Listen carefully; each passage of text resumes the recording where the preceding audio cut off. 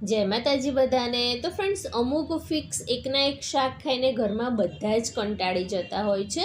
તો આજે આપણે રૂટીનથી કંઈક નવું ફણગાવેલા મગનું રસાવાળું શાક બનાવીશું। ખૂબ જ ટેસ્ટી અને ઝટપટ બની જતું શાક છે। તો ચલો ફટાફટ બનાવવાનું શરૂ કરીએ। તો શાક બનાવવા માટે અત્યારે હું ઓલમોસ્ટ 1 કપ જેટલા ફણગાવેલા મગ લઉં છું। મગને કઈ રીતે પલાળવા અને કઈ રીતે ફણગાવવા જેથી આ રીતના મોટા મોટા ફણગા ફૂટીને તૈયાર થાય, એ વિડીયો ઓલરેડી મેં ચેનલ ઉપર પોસ્ટ કરેલો છે। તેની લિંક ઉપર આઈ બટન અને વિડીયોની એન્ડમાં પણ આપેલ છે। એ વિડીયો પણ જરૂરથી જોજો। તમારા મગ જરાય ચીકણા પણ નહીં થાય અને આ રીતના સરસ તૈયાર થશે। કુકરમાં મગને લઈ લઈશું અને સાથે જ મગ ડૂબે ને એટલું જ પાણી ઉમેરવાનું છે। આટલા મગ પૂરતું મીઠું, અડધી ચમચી હળદર ઉમેરીને હાઈ ગેસની ફ્લેમ ઉપર માત્ર એક જ વિસલ કરી લેવાની છે। ત્યાં સુધી આપણે એક મોટી સાઈઝની ડુંગળી અને 2 ટામેટાને એકદમ ઝીણા ચોપરમાં ચોપ કરી લઈશું। તો અહીં તમને ફ્રેન્ડ્સ, જો મારી રેસીપી જોવી ગમતી હોય અને હજી સુધી જો મારી ચેનલને સબસ્ક્રાઈબ ના કરી હોય તો પ્લીઝ મારી ચેનલને સબસ્ક્રાઈબ કરજો અને બાજુમાં આવેલા બેલ આઇકનને પણ જરૂરથી પ્રેસ કરજો જેથી આવનારા નવા વિડીયો નોટિફિકેશન તમને મળી રહે। શાકનો વઘાર કરવા માટે જરૂરિયાત પ્રમાણે તેલ ગરમ કરવા મૂકી દીધું છે। તેલ સારી રીતે ગરમ થાય એટલે 1 ચમચી જીરું ઉમેરીશું, 1 સૂકું લાલ મરચું, 1 તમાલપત્ર, 2 લવિંગના ટુકડા, 2 ચપટી હિંગ ઉમેરીને વઘારને સારી રીતે મિક્સ કરી લેવાનું છે અને પછી તરત જ આપણે ડુંગળીને ઉમેરી દેવાની। ડુંગળી ટ્રાન્સપરન્ટ થાય ત્યાં સુધી લો ગેસની ફ્લેમ ઉપર કૂક કરવાની છે। વચ્ચે વચ્ચે જરૂર લાગે તો મિક્સ કરતા રહેવાનું અને 5 જ મિનિટમાં તમે જોશો ને તો ડુંગળી સરસ એવી સોફ્ટ થઈને આછા ગુલાબી રંગની થઈ ગઈ છે। તો હવે આપણે એડ કરીશું લસણ મરચાંની પેસ્ટને પણ વઘાર સાથે સારી રીતે મિક્સ કરીને લસણની કચાશ દૂર થાય ત્યાં સુધી આપણે સાતળવાની છે।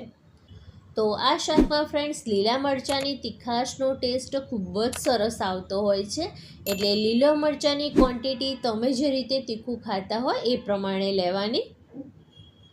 2 મિનિટ જેટલું થયું છે અને બધું જ સારી રીતે ચડી ગયું છે। તો હવે આપણે રેગ્યુલર મસાલામાં અડધી ચમચી કાશ્મીરી લાલ મરચું પાવડર જસ્ટ શાકના કલર પૂરતું ઉમેરીશું। આટલા મસાલા પૂરતી હળદર એડ કરવાની છે કારણ કે મગને બાફતા સમયે પણ આપણે હળદર ઉમેરી હતી। 1 ચમચી ધાણા જીરું પાવડર, 1 ચમચી જીરું પાવડર ઉમેરીને મસાલામાંથી તેલ છૂટું પડે ત્યાં સુધી આપણે ચડવવાનું છે અને જરૂર લાગે તો થોડું પાણી પણ ઉમેરી શકો છો। તો આ રીતે દરેકે દરેક વસ્તુ ઉમેરતા જવાનું અને પ્રોપરલી તેલ છૂટું પડે ત્યાં સુધી કૂક કરતા જવાનું। તો આ રીતે જો સબ્જી બનાવવામાં આવે ને તો જ બધા જ મસાલાની પ્રોપર ફ્લેવર શાકમાં આવે અને આ જે શાક તૈયાર થાય ને એ જ શાક ખાવાની ખૂબ જ મજા આવે। મસાલા સારી રીતે કૂક થઈને તેલ છૂટું પડી ગયું છે। તો હવે આપણે એડ કરીશું ચોપ કરેલા ટામેટાં। એકવાર વઘાર સાથે સારી રીતે બધું જ મિક્સ કરી દઈશું અને પછી આટલી ગ્રેવી પૂરતું મીઠું ઉમેરવાનું છે એટલે ટામેટાં ઝડપથી સોફ્ટ થઈ જાય। ઢાંકીને 2 થી 3 મિનિટ લો ગેસની ફ્લેમ ઉપર ચડવા દઈશું અને વચ્ચે જો જરૂર લાગે તો આપણે મિક્સ કરતા રહેવાનું એટલે તળિયે ચોંટવા ના લાગે। તો અહીં ફ્રેન્ડ્સ, આપણે ફણગાવેલા મગનો સલાડ, પરાઠા તો ખાતા જ હોઈએ છીએ, પણ જો તમે ક્યારેય આ રીતે શાક ના બનાવ્યું હોય તો એકવાર તો જરૂરથી બનાવજો। રિયલી ખૂબ જ ટેસ્ટી શાક તૈયાર થાય છે અને રૂટીનના શાકથી 100% તમને કંઈક નવું જ લાગશે। ટામેટાં સોફ્ટ થઈ ગયા છે, કિનારીએથી તેલ પણ છૂટું પડવા લાગ્યું છે।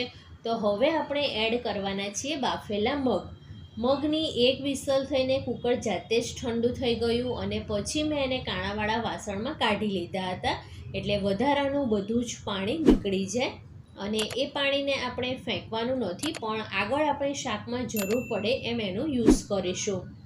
તો તમારે જે રીતનો શાકનો રસો જોઈતો હોય એ પ્રમાણે પાણી ઉમેરવાનું અને પછી ઢાંકીને 7 થી 8 મિનિટ લો ગેસની ફ્લેમ ઉપર ચડવા દેવાનું।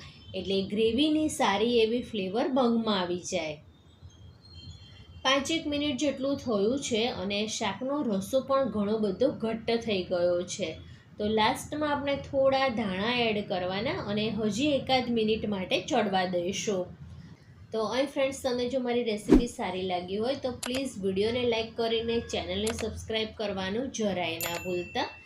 અને લાસ્ટમાં ફ્રેન્ડ્સ તમને શાક બતાવું તો એટલી સરસ મજાની સુગંધ આવી રહી છે ને કે હમણાં જ જમવા બેસી જાઉં, એટલી સરસ મજાની સુગંધ આવી રહી છે. અને ટેસ્ટમાં પણ ખૂબ જ સ્વાદિષ્ટ શાક તૈયાર થયું છે.